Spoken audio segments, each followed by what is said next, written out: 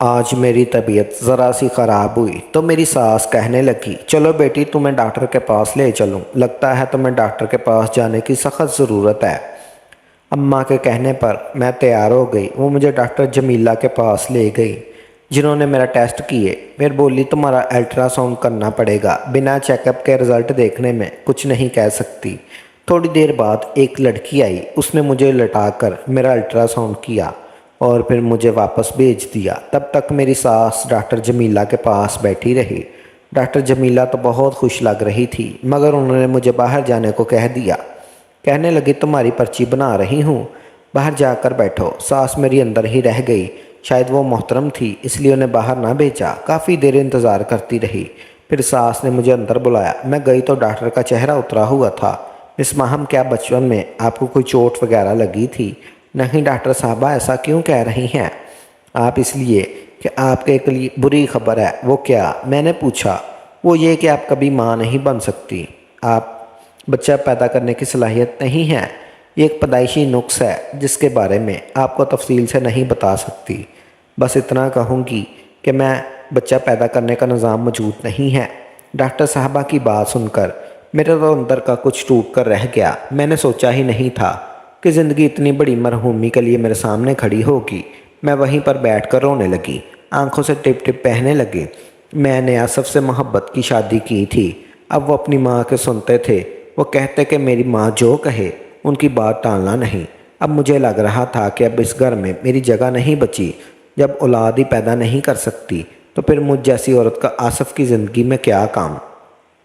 ان کی ماں کو تو بچوں سے محبت تھی۔ وہیں بیٹھے رونے لگی۔ دل چاہ رہا تھا کہ زمین پھٹ جائے اور میں اس میں سما جاؤں، یا آنکھ ہمیشہ کے لیے بند ہو جائے۔ رو رو کر میرا برا حال ہو گیا۔ ساس نے تسلی دی، بیٹی فکر کیوں کرتی ہو، میں تمہارے شوہر کو کچھ نہیں بتاؤں گی۔ ساس کے اس رویے پر میں حیران رہ گئی۔ ویسے تو وہ بہت کرخت عورت تھی، مگر آج ان کا یہ رویہ ہمدردانہ تھا۔ پھر کچھ وقفے کے بعد بولی، بیٹی اگر تم کہو تو میں تمہیں رشیدہ بیگم کے پاس لے جاؤں۔ جانتی ہو رشیدہ کے پاس جتنی بھی 5 لوگ آتے ہیں ان کے ساتھ کوئی نہ کوئی مسئلہ ہوتا ہے۔ بچہ پیدا نہ کر سکے یا پھر بچہ مرے ہوئے پیدا ہوں، رشیدہ کی دوائی سے سب ٹھیک ہو جاتا ہے۔ وہ صرف 7 گولیاں دیتی ہے بیٹی، اور اس کے بعد مانو تمہارے گھر میں خوشخبری پکی۔ یہ ڈاکٹر لوگ تو جھوٹ بولتے ہیں، ان کا تو بس اپنا پیسہ کمانا۔ اس ڈاکٹرنی کا خیال ہوگا کہ میں تمہارا مہنگا علاج کرواؤں، تبھی یہ ایسی باتیں کر رہی ہے۔ مگر تو فکر نہ کر، میں تجھے رشیدہ کے پاس لے کر جاؤں گی۔ اس کی گولی کھا کر تو ایک نہیں کئی بچے پیدا کرے گی۔ ساس کی بات سن کر میں خوشی سے کھل اٹھی۔ انہوں نے بتایا کہ بیٹی رحیلہ کو بھی انہی کے پاس لے کر گئی تھی۔ رشیدہ بیگم کی 7 گولیاں کھانے کے بعد وہ اسی مہینے حاملہ ہو گئی تھی۔ میرے دل میں امید کی کرن جاگ اٹھی تھی۔ شام کو اماں نے کہا کہ میرے ساتھ رشیدہ بیگم کے ساتھ چلنا۔ میں بے چینی سے شام کا انتظار کر رہی تھی۔ شام ہوئی تو ساس نے مجھے چادر اوڑھنے کا کہا کہ ہم لوگ دونوں رشیدہ بیگم کے آستانہ نما گھر میں پہنچے۔ رشیدہ بیگم کے پاس واقعی کئی عورتیں بیٹھی تھیں۔ ان عورتوں میں 5-4 کے ساتھ میں نے بات کی تو پتہ چلا وہ بھی رشیدہ بیگم کی 7 گولیوں سے ٹھیک ہوئی ہیں اور یہ ان کے بچے بھی پیدا ہوئے ہیں۔ یہ سن کر میری تو ساری فکر جاتی رہی کہ جب اتنی عورتوں کا علاج ہو چکا ہے، میری تو شادی کو بھی 2 مہینے ہی ہوئے ہیں۔ بہرحال رشیدہ بیگم کے پاس گئی تو انہوں نے شفقت سے مجھے درود کیا اور پھر 7 گولیاں مجھے دے کر بولی، بیٹی یہ گولیاں پابندی سے کھا لینا اور میں ایک بھی چھوٹنے نہ پائے۔ انہاں ساتھ میں جو دعائیں بتا رہی ہوں وہ لازمی پڑھنا۔ انہوں نے گولیاں مجھے تھماتے ہوئے کہا، مگر میرے ہاتھوں میں گولیوں والا شاپر میری ساس نے لے لیا۔ کہنے لگی، میں سنبھال کر رکھوں گی، تجھے گولیوں کا نہیں پتہ، یہ ایک حساس چیز ہے جس کی حفاظت میں خود کروں گی۔ مجھے اپنی ساس پر اس لمحے بڑا پیار آیا کہ کس قدر خیال رکھنے والی ہے، اور وہ تو عورتیں اپنے بیٹوں کی دوسری شادی کروانے پر تولی ہوتی ہیں، کبھی کسی بہو کے کسی نقص کو برداشت نہیں کرتی۔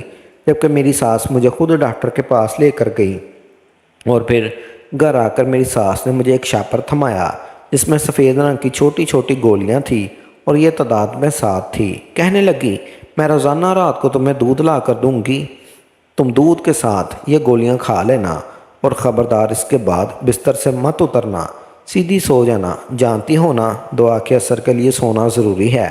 جی سمجھ گئی، میں نے سعادت مندی سے سر جھکا لیا۔ میری ساس کمرے سے چلی گئی تو میں بیٹھی سوچنے لگی، اللہ نے مجھے کس قدر مہربان عورت عطا کی ہے جو بالکل ماں جیسی ہے۔ تھوڑی دیر بعد آصف آ گئے۔ میں نے ان سے بات کا ذکر نہیں کیا، وہ بھی کچھ نہ بولے، جیسے ہی انہیں میری کسی بات سے غرض ہی نہ ہو۔ البتہ جب یہ پتہ چلا کہ میں کبھی ماں نہیں بن سکتی تو ان کے چہرے پر ناگواری کے تاثرات ضرور دیکھے تھے۔ اسی رات میں نے ایک سفید گولی منہ میں رکھ لی، مگر گولی منہ میں رکھتے ہی میری طبیعت خراب ہونے لگی۔ ایسے لگا جیسے میں نے کوئی عجیب زہریلی چیز کھا لی ہو، مگر پھر جب اپنی اولاد کے لیے مجھے اتنا تو کرنا ہی تھا۔ میں نے بڑی مشکل سے یہ گولی اپنے حلق سے اتاری، اب بس انتظار ہی کر رہی تھی کہ کب یہ مرحلہ گزرے اور کب میں اپنے شوہر کو خوشخبری سناؤں۔ یوں ہی 2-3 دن خیریت سے گزر گئے، مگر ایک رات سخت پریشان تھی۔ میں جب صبح اٹھتی میری قمیض پر کالے رنگ کے داغ لگے ہوتے۔ ان داغوں کا نشان بھی سمجھ نہ آتا کہ یہ کیسے لگا۔ اس کے علاوہ میرا سر بھی بھاری ہوتا اور پورے جسم میں درد ہوتا۔ اس چیز نے مجھے پریشان کر رکھا تھا، مگر میں اپنی ساس سے کچھ نہ کہتی اور کہیں وہ دوبارہ مجھے کسی ڈاکٹر کے پاس نہ لے جائیں۔ ویسے بھی وہ میرا بہت خیال رکھتی تھی۔ آج میں بہت خوش تھی کیونکہ میرا کورس مکمل ہونے والا تھا۔ میرے پاس اب صرف آخری گولی رہ گئی تھی۔ رات ہوئی تو سوچنے لگی کہ آخری گولی کھا کر سو جاؤں گی، اس کے بعد شاید جلد ہی مجھے خوشخبری سننے کو ملے گی۔ اسی خوشی میں گولی میرے ہاتھ سے گر گئی۔ رات کا وقت تھا، کمرے میں ہلکا ہلکا اندھیرا تھا۔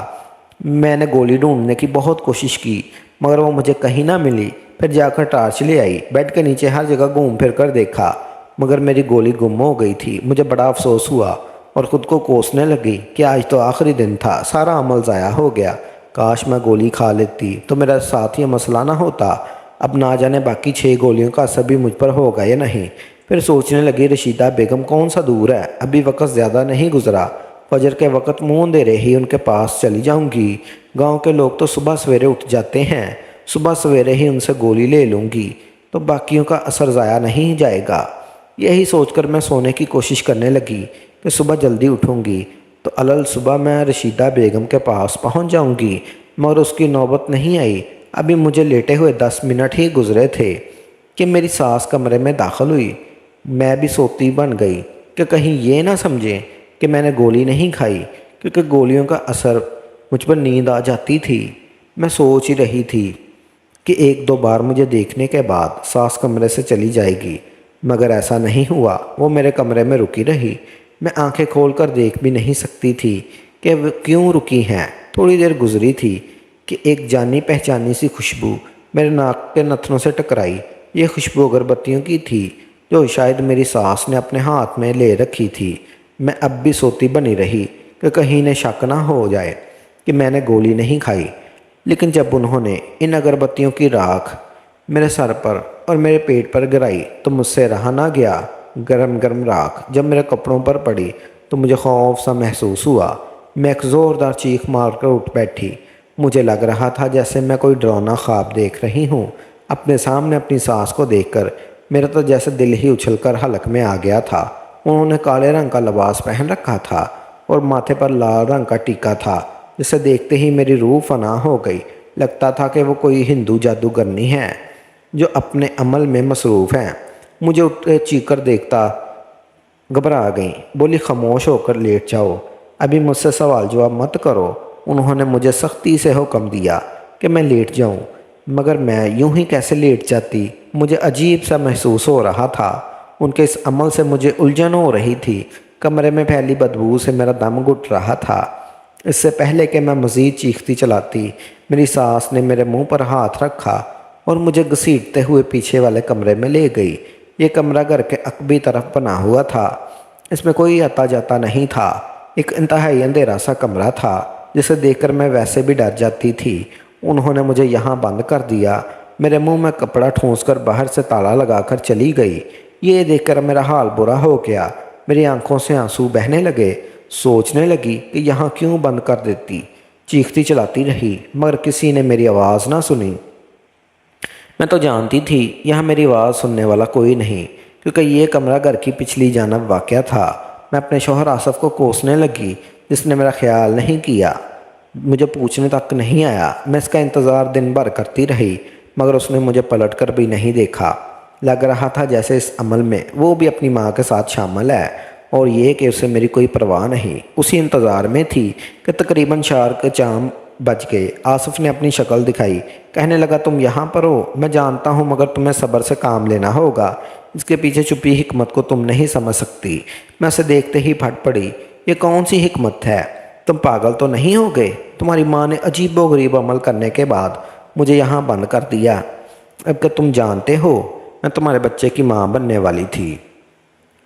میں جانتا ہوں، تمہاری ڈاکٹر رپورٹ دیکھ چکا ہوں۔ تمہاری ماں بننے کا اس دن پتہ چل گیا تھا جب تم ڈاکٹر جمیلہ کے پاس گئی تھی۔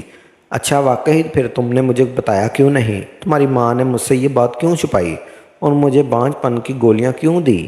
بتاتا ہوں، سب بتاتا ہوں۔ آصف نے ہاتھ کے اشارے سے مجھے بیٹھنے کا کہا۔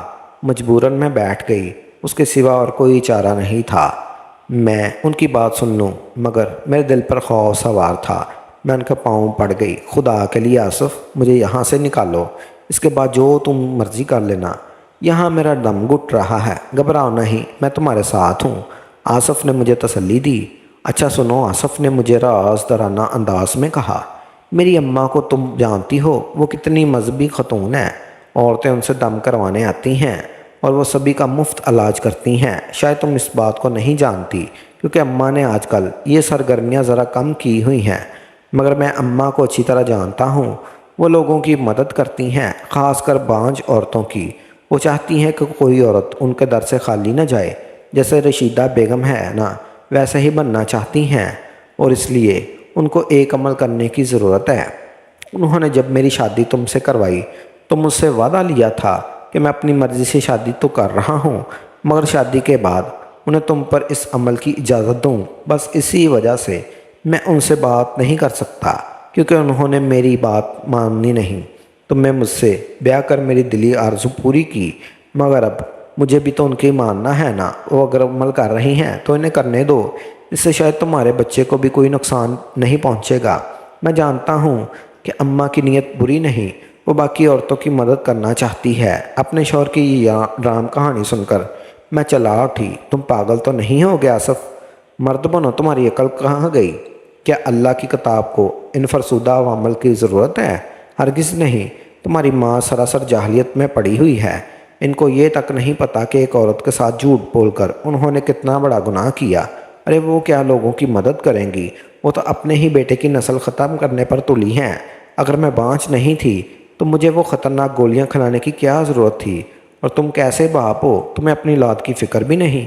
کیا یہ بچہ چلائے جائے تو تمہیں کوئی دکھ نہیں ہوگا؟ نہیں، آصف نے اطمینان سے کہا، مجھے دکھ نہیں ہوگا۔ اللہ نے ایک دیا ہے تو اللہ اور بھی دے گا، تم صبر کرو۔ ویسے بھی تمہارا تو ابھی پہلا مہینہ ہے، کون سا یہ بچہ اس دنیا میں آ گیا ہے؟ آصف میں کوئی بات نہیں جانتی، بچہ دنیا میں آیا تو اس کا مطلب نہیں کہ تم اسے اپنے ہاتھوں سے قتل کر دو۔ کم از کم تمہیں یہ بات سمجھنی چاہیے کہ تمہاری ماں باپ جو کر رہی ہے وہ سراسر غلط ہے۔ میں اپنے بچے کو کسی کے ہاتھوں میں نہیں لگانے دوں گی۔ تم نے جو کرنا ہے کر لو، تمہاری ماں کے ہاتھوں قربانی کا بکرا نہیں بنوں گی، میں نے غصے سے کہا۔ آصف نے مجھے وہیں بند کیا اور چلا گیا۔ بے وفا کی اس حرکت پر میں تو حیران رہ گئی، سوچا نہیں تھا وہ اس قدر سنگ دل ہوگا۔ 2-3 گھنٹوں بعد دوبارہ آیا، پھر مجھے وہی بات سمجھانے لگا۔ بولا اماں کو عمل کرنے دو، سب لوگوں کی بھلائی کے لیے کر رہی ہیں، اس کے بعد تم جو چاہو کرو، میں تمہاری ہر بات مانوں گا، لیکن خدا کے لیے مجھے اماں کے سامنے شرمندہ مت کرو۔ آصف نے میرے آگے ہاتھ جوڑ دیے، مگر اولاد کی محبت عورت کے لیے سب سے بڑھ کر ہوتی ہے۔ نہیں آصف، تم جو مرضی کہو، میں اولاد کا گلا گھونٹ نہیں سکتی۔ اپنی ماں سے کہہ دو جب تک میں زندہ ہوں اسے یہ عمل نہیں کرنے دوں گی۔ میں غصے میں داڑھی۔ آصف پتھر بنا مجھے دیکھنے لگا جیسے اسے یقین نہ آ رہا ہو میں اپنی اولاد سے کتنی محبت کرتی ہوں۔ اس کے چہرے پر ندامت نظر آ رہی تھی، جس سے صاف ظاہر ہوتا تھا کہ وہ شرمندہ ہے مگر اپنی ماں سے مجبور بھی۔ وہ اسی وقت اپنے کمرے سے اٹھا اور باہر چلا گیا۔ مجھے ساخت چیخنے کی آواز آئی، پھر وہ بھاگا ہوا آیا، میرے کمرے کی طرف آیا۔ جاؤ، نکل جاؤ یہاں سے، اس گھر سے جتنی دور جا سکتی ہو چلی جاؤ ورنہ اماں تمہاری جان لیں گی۔ پھر آصف نے مجھے اپنی ایک دوست کے گھر کا پتہ دیا اور مجھے روڈ تک چھوڑنے بھی آیا۔ بولا کچھ دن یہاں رہو، میں خود تمہیں یہاں سے لینے آؤں گا۔ اماں پر جنون طاری ہو چکا ہے، وہ تمہیں نہیں بخشیں گی۔ آصف کی بات درست تھی، فجر کے وقت میں اپنا مختصر سامان لے کر اپنی ساس کے گھر سے چلی گئی۔ میں دل ہی دل میں دعائیں کر رہی تھی کہ جہاں جا رہی ہوں ان لوگوں کا رویہ میرے ساتھ اچھا ہو۔ وہاں پہنچی تو اصغر اور اس کی بیوی نے میرا پرتپاک استقبال کیا۔ شاید میرے شوہر نے انہیں پہلے سے بتا دیا تھا کہ میں آ رہی ہوں۔ ان لوگوں کے گھر مجھے کسی قسم کی کوئی تکلیف نہیں ہوئی۔ میں آرام سے 6 مہینے وہیں رہی۔ اسی دوران آصف نے میری خبر نہ لی۔ میری امید ٹوٹنے لگی تھی، لگتا تھا جیسے وہ کبھی پلٹ کر نہیں آئے گا۔ مگر ایک دن آسیہ باجی نے مجھے اطلاع دی کہ میرا شوہر مجھے لینے آ رہا ہے۔ خوشی سے میں پھولے نہ سما رہی تھی۔ میرا آخری مہینہ چل رہا تھا۔ ان دنوں عورت کو شوہر کی ضرورت ہوتی ہے اور وہ اپنے دکھ سکھ کہتی ہے، اپنی تکلیف کا ساتھی بناتی ہے۔ آصف آئے تو ان کے چہرے پر پریشانی تھی، برسوں کے بیمار اور لاغر لگ رہے تھے۔ آتے ہی میرے آگے ہاتھ جوڑ دیے، مجھے معاف کر دو، خدا کے لیے میری ماں کو بھی معاف کر دو۔ آصف تقریباً رونے ہی والے تھے۔ آصف کیا ہوا؟ آپ یوں کیوں رو رہے ہیں؟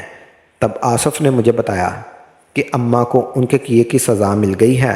ان کے ساتھ جو حادثہ ہوا اس سے ان کے حواس بگڑ گئے اور وہ اپنا ذہنی توازن کھو چکی ہیں اور اب عجیب و غریب باتیں کرتی ہیں۔ لوگ انہیں دیکھ دیکھ کر ہنستے ہیں اور وہ زندگی موت کی کشمکش میں ہیں۔ آصف کی بات نے مجھے پریشان کر دیا۔ اپنے شوہر کی بات سن کر میں اپنی ساس کو معاف کر دیا۔ بے شک معاف کرنے میں ہی عظمت ہے۔ زندگی کے آخری دنوں میں نے ان کی بھرپور خدمت کی۔ وہ مجھ سے بار بار معافی مانگتی، مگر انہوں نے نہ جانے کس کا دل دکھایا تھا کہ ان کی موت انتہائی تکلیف دہ ہوئی۔ لمحہ نظام میں ان کی جان جیسے کسی کانٹے میں اٹکی ہوئی تھی۔ یہ حالت دیکھ کر مجھے بھی عبرت ہوئی۔ میں نے دل میں پکا ارادہ کر لیا، میں کبھی زندگی میں بھول کر بھی کسی انسان کا دل نہیں دکھاؤں گی اور نہ ہی کوئی شرکیہ عمل کروں گی۔ چاہے زندگی میں مایوسی کے بادل چھائے ہوں، مگر میں کبھی اللہ تعالیٰ سے امید لگانا نہیں چھوڑوں گی۔